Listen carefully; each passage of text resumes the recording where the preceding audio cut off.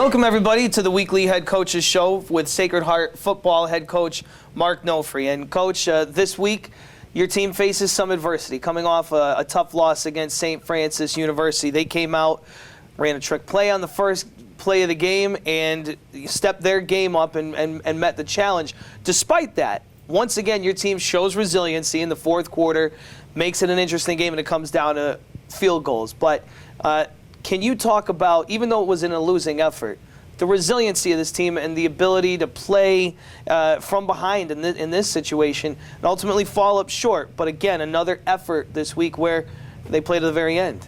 Yeah, the kids' effort was there, obviously, and the execution wasn't there. The mistakes and some of the costly penalties is what hurt us.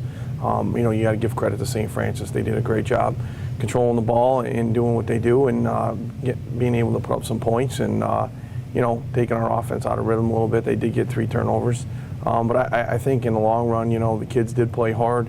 They fought back, what you want to see out of your kids, but we need to learn to stop beating ourselves and stop making the costly mistakes at certain times of the game that you're going to come back and haunt you, and they did on Saturday.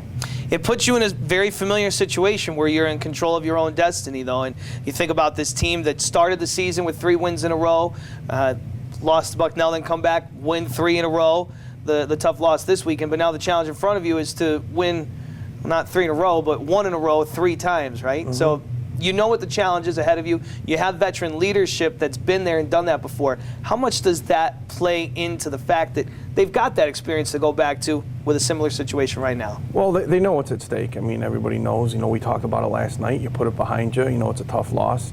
A lot of people were upset, including myself. And you got to realize that, everything that happened on Saturday is fixable.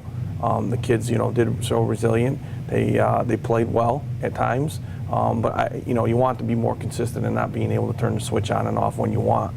And they know that, it's a 3-game series right now, and starts on Saturday down at Wagner Field.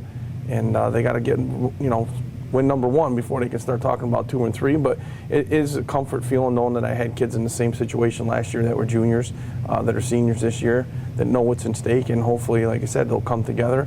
They'll fix some of the mistakes that we had on Saturday and come out ready to go on Saturday.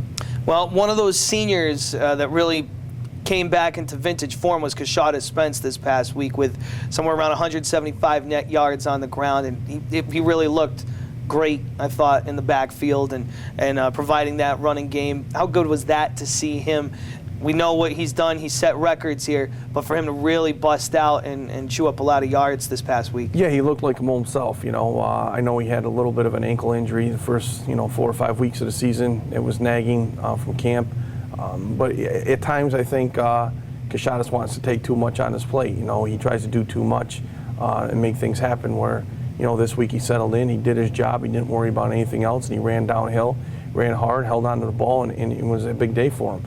And obviously when the offensive line is doing their job and running the ball, it makes it a lot easier on everybody. And they did a great job up front. We talk about it all the time. It starts with those guys up front, offensive line and defensive line. And Kashada did what he was supposed to do and did, his job and nothing more, nothing less. And it was great to see him back and, doing his own thing. There were 4,601 people in attendance at Campus Field, another record, a second straight year in which you set an attendance record. It was a beautiful weekend, family weekend, but obviously where the program is going, people are taking notice. What was it like? And I know it was clearly you want to win for that crowd, but to be able to play in front of such a big crowd and see the fans coming out and the notice that people are taking, what's that like for the team? It was great, to look out there and see that many people all the way around on both sides and, in the end zones and things like that. And you wish you could do that and have home games like that all the time, draw that many fans. And I think it's a tribute to the kids and what they've done here and what they've changed.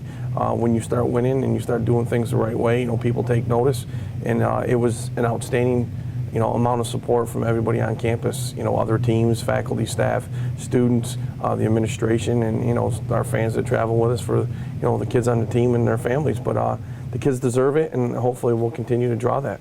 Of course, that game was on ESPN3, so is this upcoming week's at Wagner, which brings us to this, the Wagner Seahawks. A game that, again, will have great coverage, one of 4 games on ESPN3, and obviously a must-win game. What kind of challenges do they possess, and what is the message going into that Wagner game to your guys? Well, message for our guys is to go down there, with a chip on their shoulder, get back to doing what we do best, and play, mistake-free football. And they're a good football team. I mean, they're sitting there at 2-0 in the conference, and again, they're very good on defense. They got a very mobile quarterback. They have a lot of skill guys in the back end. So we're going to have our hands full, and we got to be ready to play our A game. All right. Good luck in practice this week, and as of course down in Staten Island as Thanks. well. Coach Mark Nofri joining us on the Head Coach's Show. It'll be the Pioneers and the Seahawks Saturday afternoon, 3:30 on Staten Island, New York.